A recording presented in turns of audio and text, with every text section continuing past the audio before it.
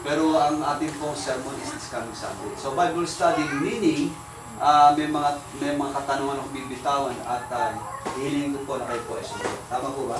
Amen. Okay? Okay po ba yun? Amen. Nakapag nagtanong ako, may sasagot sa inyo? Amen. Okay po ba yun? Parang isa lang sumasagot, lagi si yan lang. Okay. Bago po ako magsimula, gusto ko magkwento, no? Patungkol po kasi sa ating pag-aaralan yung aking kwento. Patungkol po sa isang couple, isang boyfriend na mahal na mahal na sila po ay naglalakad. Lagi akong wala sa eksena. At habang sila po ay naglalakad, makikita mo sa kanya yung sweetness, yung talagang pagiging malambing sa isa't isa, na nagpapahayag na talagang mahal po nila yung isa't isa.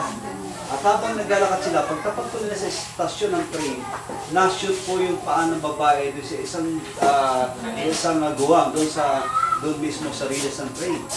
At ang alis ng babae, hindi maalis-alis. Ang ginawa po ng lalaki, tinulungan po ng lalaki na alisin yung kanyang paa. Pero hindi po maalis-alis.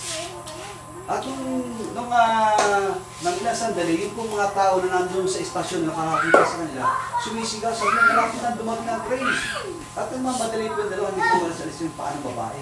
At alam niyo po ba, maya-maya po narinig po nila yung ugo ng train, yung huni ng train. At lalo na madali yung lalaki. Sabi ng babae, nung malapit na, iwanan mo na ako, sabi niya. Sabi ng mga tao, sabi niya, mas ka dyan, sabi ng mga tao gano'n. At alam niyo po ba, ang ginawa po ng lalaki ay niyakap yung babae. Pagkakit niyo na yan dito.